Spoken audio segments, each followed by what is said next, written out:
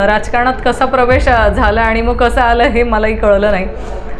Unexpectedly मी राजकारणामध्ये आले आहे. ह्या सगळ्या ज्या काय घटना घडल्या त्या कुठेतरी मन दुखावून गेलं की ज्या पक्षाला आपण 30 वर्ष आपलं मानलं आणि काम केलं तिथे जर आपल्याला ही परिस्थिती असेल तर आता बाहेर पडलेलं योग्य आहे. म्हणून त्यातनं मग आम्ही बाहेर. त्याच्यावरती भ्रष्टाचाराचे आरोप भारतीय जनता पार्टीच करते. त्याच लोकांना ते लोक त्यांच्या पक्षामध्ये प्रवेश देतात आणि त्यांनाच मंत्रिपदाची फूट त्यांच्या डोक्यावरती चढवतात. तर ही संस्कृती आता नवीन आहे भारतीय जनता पार्टीमध्ये. क्वालिटी टाइम स्पेंड करावा. आम्ही राजकीय बाहेर म्हणजे राजकारणाचे चपला बाहेर ठेवायच्या आणि मग घरात यायचा हा एक फॉर्म्युला ठेवलाय.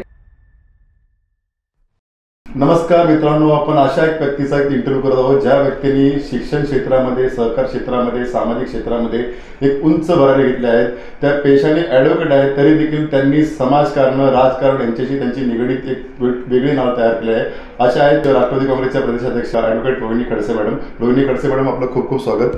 नमस्कार. नमस्कार रोहिणी खडसे मॅडम, माझा पहिला असा प्रश्न आहे की सध्या महाराष्ट्रामध्ये जे काही राजकारण चालू आहे, म्हणजे कुणाचा पक्ष पुढे जातोय, कोण पक्ष कुणाशी टाईप करतोय, त्या संदर्भात तुमचं काय मत आहे? खरं तर माझं एकच ह्या सगळ्या प्रकारावरती मत आहे की आत्ता हा जो नवीन प्रकार महाराष्ट्रामध्ये आपल्या महाराष्ट्रातली जनता बघते किंवा भारतामध्येही चालू आहे की जिथे विरोधात जे पक्ष आहेत त्यांना फोडायचं, त्यांच्यातले आपल्याकडे आणायचं आणि त्याचे पण वेगवेगळे प्रकार आहेत. म्हणजे प्रत्येकावरती कोणावरती आरोप करायचा, कोणाला ईडीची धमकी द्यायची, कोणाला CBIची धमकी द्यायची, ह्या सगळ्या प्रकारांतून कसं तरी लोक आपल्याकडे आणायचे. आणि नंतर BJPकडे एक वॉशिंग मशीन आहे, त्या वॉशिंग मशीनमध्ये लोक टाकायचे आणि ती स्वच्छ करून टाकायची आणि मग त्यांच्याबरोबर संसाराला लागायचं. ही एक वेगळी पद्धत आत्ताच्या राजकारणात दिसतंय. पण ही परिस्थिती बदलवण्यासाठी आम्ही सगळे महाविकास आघाडी म्हणून महाराष्ट्रामध्ये लढण्याचा प्रयत्न करतोच आहे आणि आम्हाला त्याच्यात विश्वास आहे की आमच्यासोबत जनता उभी राहील आणि जे लोकशाही मार्गाने आमचं लढा चालला आहे त्याच्यामध्ये नक्कीच आम्हाला समर्थन देतील जनता. तुम्ही एक ॲडव्होकेट आहात आणि ॲडव्होकेट असताना देखील तुम्ही राजकारणाकडे कसे वळलात? तुम्हाला म्हणजे राजकारणामध्ये कसं वळण्याची कारण काय? म्हणजे असं तर नाही की तुमचे वडील खूप मोठे राजकारणी होते त्यामुळे तुम्ही आलात, त्याचं कारण काय ठरलं की तुम्ही राजकारण का आलात? खरं माझं LLM पर्यंतचं शिक्षण झालं आहे. मी पुण्यामध्ये शिक्षण घेतलं. ILS लॉ कॉलेजमधनं माझं LLM झालं आहे.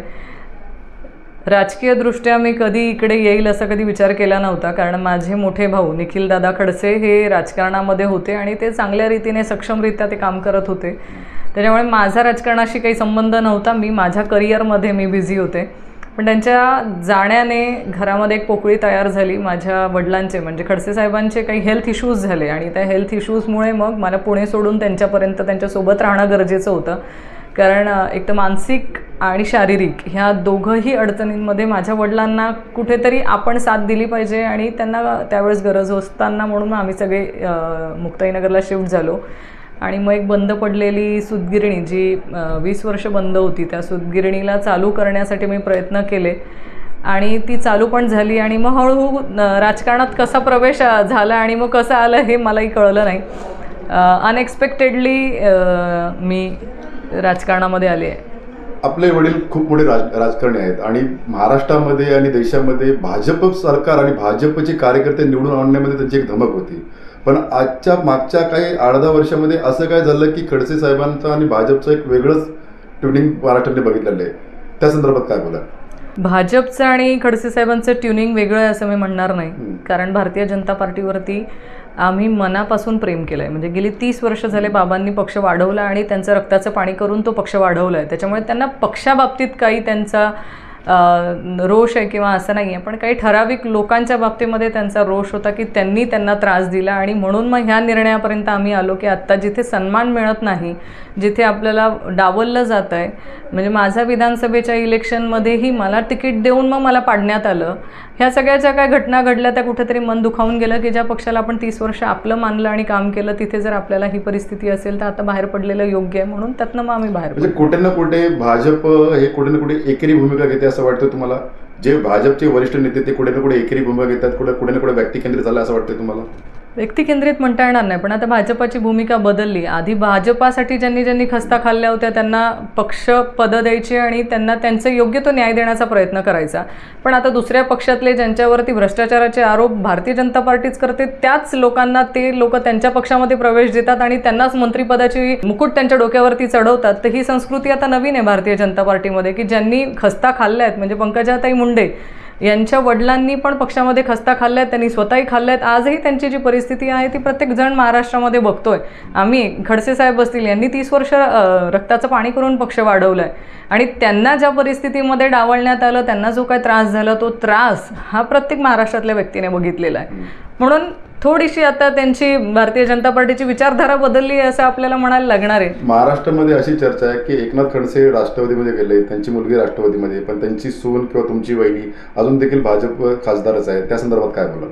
आम्ही प्रत्येकजण एकमेकांचं डिसिजन घ्यायला सक्षम आहोत. खासदार रक्षाताई ह्या समर्थ आहेत त्यांचं स्वतःचं वैयक्तिक डिसिजन घेण्यासाठी. त्यांना भारतीय जनता पार्टीच्या चिन्हावरती त्या निवडून आलेल्या आहेत. त्यांना भारतीय जनता पार्टी पक्षामध्ये जर काम करायची इच्छा असेल तर त्यांना त्यांचं स्वातंत्र्य आहे. आजही आपण बघितलं तर महाराष्ट्रामध्ये अजितदादा दुसऱ्या पक्षामध्ये आहेत, दुसरीकडे ते निघून गेलेले आहेत, पवारसाहेब इकडे आहेत. असे कित्येक मला उदाहरणं देता येतील की वडील तिकडे आहे तर मुलगा इकडे आहे. असे अनेक उदाहरणं आजही चर्चा होते. कधी अशी नणंद भाऊजाईमध्ये राजकीय चर्चा होते, तुम्ही इकडे काय, तुम्ही इकडे काय, अशी राजकीय चर्चा होते का? अशी चर्चा होत नाही, कारण एकतर आम्हाला पारिवारिक एकमेकांना भेटायला आणि आमच्या स्वतःच्या गप्पा करायला आणि आमच्या स्वतःचा एकमेकांसोबत संवादच कमी करायला आम्हाला वेळ मिळतो, कारण प्रत्येकावरती जबाबदारी आहे. त्याच्यामुळे क्वालिटी टाईम स्पेंड करावा. आम्ही राजकीय बाहेर म्हणजे राजकारणाचे चपला बाहेर ठेवायच्या आणि मग घरात यायचा हा एक फॉर्म्युला ठेवला आहे की आपण घरामध्ये आनंदाने एकमेकांचा सुखदुःखाबद्दल बोलायचं. आता काही दिवसातच लोकसभेच्या इलेक्शन आहेत महाराष्ट्रामध्ये, देशामध्ये.